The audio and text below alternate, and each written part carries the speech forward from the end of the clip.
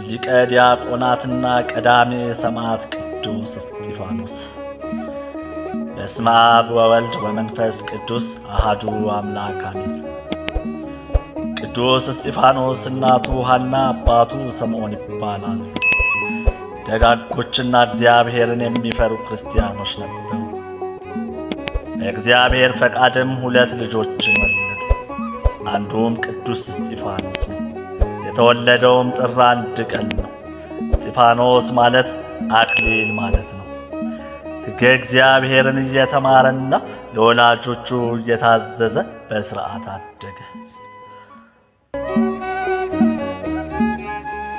የስሙ ትርጓሜ አክሊል የሆነው በሕገ ወንጌል የመጀመሪያ ዲያቆናትና ቀዳሜ ሰማዕት የተባለ የቅዱስ እስጢፋኖስ ሊቀ ዲያቆናት ከመባሉ በፊትም በመጀመሪያ ሐዋርያና ካህን ነበረ።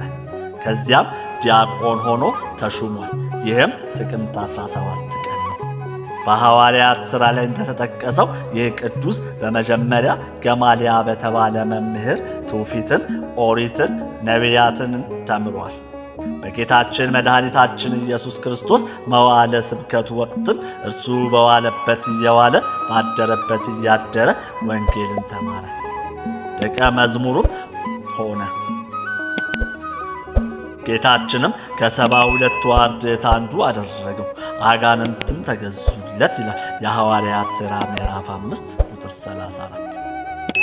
በበዓለ ኀምሳም መንፈስ ቅዱስ በወረደበት ጊዜ ከ72 አርድእት መካከል የእርሱን ያህል ልሳን የበዛለት ምስጢርም የተገለጸለት አልነበረም። በመንፈስ ቅዱስ መሪነትም ወንጌልን ሰብኳል። በቤተ ክርስቲያንም ፈተና ጊዜ በመንፈስ ቅዱስ መሪነት 7 ዲያቆናት ሲመረጡ አንዱ እርሱ ነበረ። የ6ቱ ዲያቆናት አለቃና የ8000 ማህበር መሪ ሆኗል። ከዚያም በኋላ ቅዱስ እስጢፋኖስ ከጌታ ዕርገት በኋላ ለ1 ዓመት ያህል 8000 ማህበር እየመራ ወንጌልን እየሰበከ ቢጋደል ኦሪት እየጠፋች ወንጌል ደግሞ እየሰፋች ሄደች። በዮሐንስ ወንጌል ምዕራፍ 6 ቁጥር 4 ላይ እንደተገለጸ ቅዱስ እስጢፋኖስም የእግዚአብሔር ጸጋና ኃይል ያደረበትና ታላቅ እንዲሁም ድንቅ ተአምራትን የሚያደርግ ሰው ስለነበር በዚያን ጊዜ አይሁድ በምቀኝነት ተነሱበት። ከእርሱ ጋርም ክርክር ገጠሙ። ነገር ግን ሊያሸንፉት አልቻሉም። የእግዚአብሔር መንፈስ አድሮበታልና በፈጣሪ ኃይል አሸነፋቸው። ከዚህም በኋላ በሐሰት ምስክር ይህ ሰው በሙሴና በእግዚአብሔር ላይ የስድብን ቃል ሲናገር ሰምተነዋል በማለት ወነጀሉት። እርሱ ግን ስለ እውነት መሰከረ እንጂ በእጅ አላላቸው። ሊቀ ካህናቱን በጠየቁት ጊዜ ስለ እግዚአብሔር አምላክ መሰከረ። በመጨረሻም እንዲህ አላቸው፣ እናንተ አንገታችሁ የደነደነ ልባችሁም የተደፈነ ጆሮአችሁም የደነቆረ እንደ አባቶቻችሁ መንፈስ ቅዱስን ዘውትር ትቃወማላችሁ አላቸው። አባቶቻችሁ ከነቢያት ያሳደዱት ማን አለ?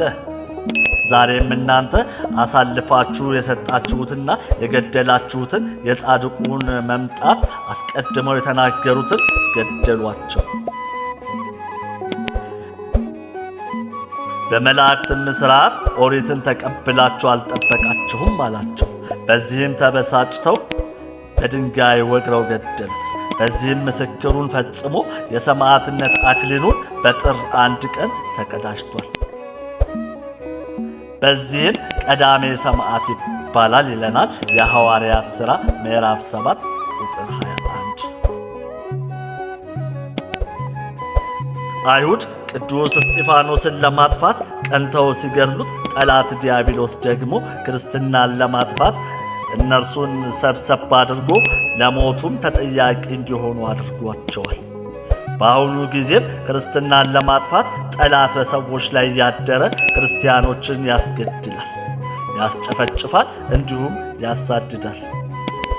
በየጊዜውም በተለያዩ ክፍላተ ሀገራት በጅምላ የሚጨፈጨፉት ሕፃናት፣ አረጋውያን እንዲሁም ወጣቶች ምንም በማያውቁት ምክንያት በአፍ መፍቻ ቋንቋቸው በመናገራቸው ሳቢያ ቤተ ክርስቲያን ሄደው በዓላትን በማክበራቸውና ባህላቸውን ለማስጠበቅ በመፈለጋቸው ብቻ ነው። እነዚህ እርኩስ መንፈስ ያደረባቸው ሰዎች የጠላት ተገዢ ከመሆናቸው ባሻገር ለራሳቸውና ለሌሎች ጥፋት መንስኤ በመሆናቸው እንደ ቅዱስ እስጢፋኖስ ሐሰተኞችን በመቃወም ለእውነት መመስከር ይገባናል። ለዚህም በሃይማኖት ጸንቶ መኖር ይጠበቅብናል። እንጽና። የቅዱስ እስጢፋኖስ አማላጅነትና ተራዳይነት አይለየን። አሜን። ወስብሐት ለእግዚአብሔር ወለወላዲቱ ድንግል ወለመስቀሉ ክቡር።